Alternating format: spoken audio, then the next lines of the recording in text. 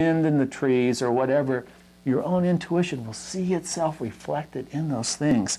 And it will respond to certain patterns and not notice others, because it's going to respond to what it knows. It's going to see and recognize what it knows. So when you're doing a reading, when you're looking for a divine order reflected in these various systems, you are, in fact, calling upon your intuition.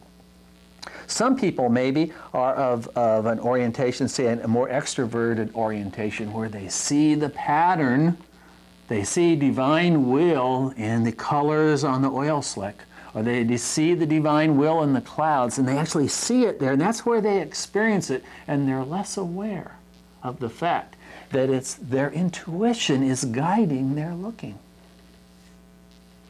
Because when we go in, you see, to cast our divination, to consult the oracle, and we say a prayer, you know, we're attuning ourselves, we have an intention, we want to know what divine order is. We recognize that we're always a part of divine order, and so divine order is within us, and we're asking that divine order guide us in our looking at the shells or the clouds or the sound of the birds and the trees or whatever. And divine order then guides our attention, the way our eyes look here and look there.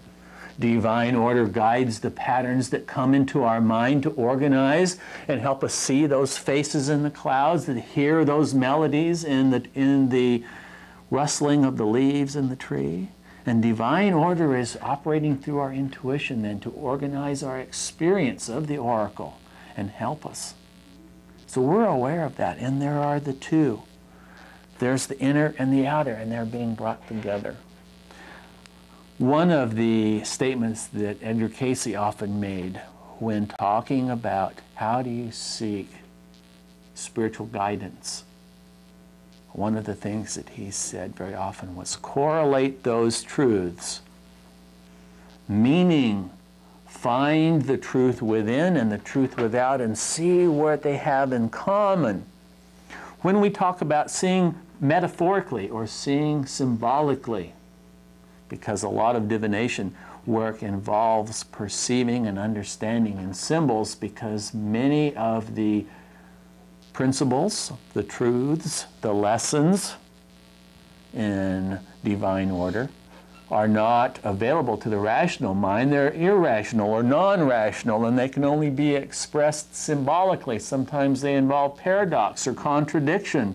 They involve the possibility that you can be everywhere all at the same time, the possibility that you're both right and wrong simultaneously, and for you to work with both of those simultaneously, that we have to work symbolically. And what happens when we're working symbolically? We are perceiving an outer event in terms of a filter, in terms of a special looking glass. We're looking at a situation in terms of something else.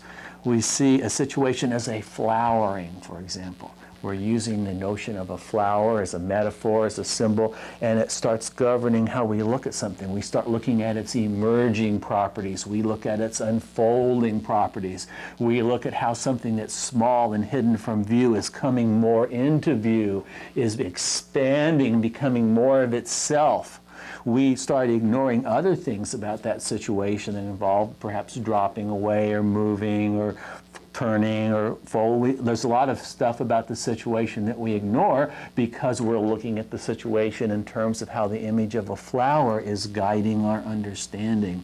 That's a correlating of a truth. There is a truth about a flower that it unfolds, that it opens. And so then to correlate the truth of a flower with the situation is to say, in what way is this situation genuinely opening, expanding, coming more into its own? That's that correlation. Now, the process of divination is inherently a spiritual process. By spiritual process, that is, you are asking, not my will, but the greater will. You want to know what it is.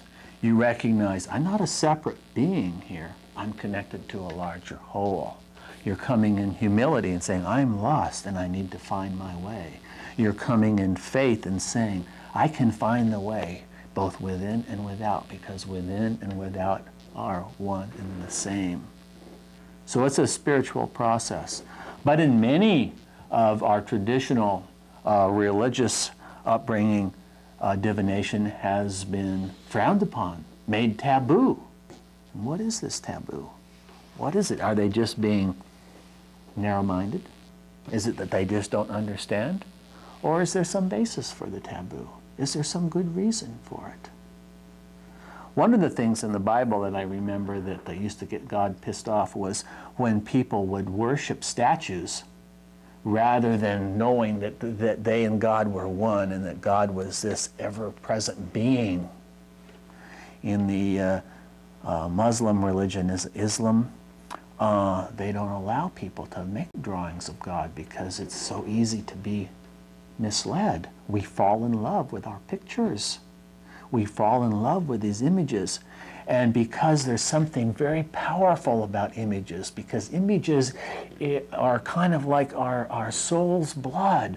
We're created in imagination. We're created through an image. We understand and we create through imagery. So imagery is very powerful, but imagery is kind of like the conversation. It's not the soul who's speaking. It's just the words that are flying by, but we can get caught up in them.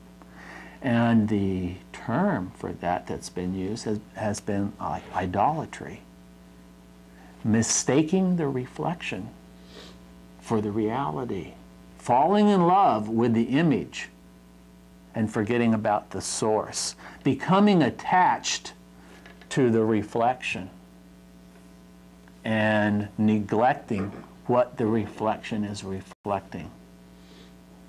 And that makes sense. That we can see that we all have a tendency to do that. It's something about our makeup. We get hypnotized into the three-dimensional world, and so the reflections become very naturally our reality. And we forget about the greater reality beyond that. So when we would go into very naturally a divination system, whether we're going to look at dog poop or we're going to look at tarot cards, we're going to somehow start imbuing them. Since we're seeing our intuitions reflected there in our divination system, it'll be very easy then to start becoming attached to the card as somehow holy. And whereas, say, for example, in tarot, there is a tradition that you keep your cards in a special place, maybe wrapped in some special Polar Plus fabric, and maybe only you touch them, so it's only your vibes and so on. And the intention behind that is good, is that this is a sacred act to go through the divination.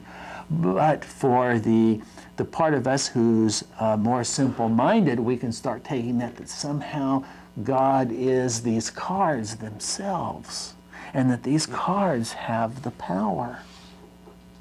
And it would be natural for us to do that. It's not because we're dumb or because we're sinners or we're inferior beings. It's just the nature of the three-dimensional type psychology is to become involved in the imagery. So the traditional religions say better safe than sorry. Since people have a tendency to want to make golden calves and dance and sing around them and bow down to them, why encourage it even more by allowing them looking into dog poop and tarot cards and stuff like that?